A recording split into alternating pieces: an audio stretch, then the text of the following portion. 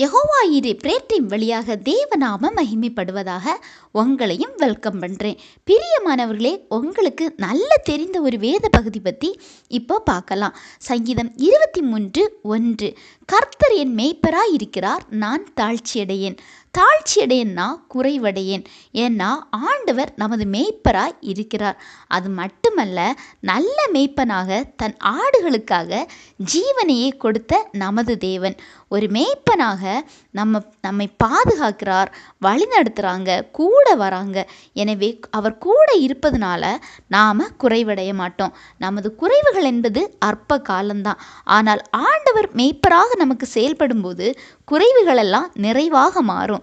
மேய்ப்பர்களை பார்த்தீங்கன்னா ஒரு ஆட்டுக்குட்டியை கூட போனா போகட்டும் அப்படின்னு விடமாட்டாங்க. என்ன சுட்டியான கீழ்ப்படியாத ஆடாக இருந்தாலும் அதை இன்னும் அதிகமாக கவனிப்பாங்க.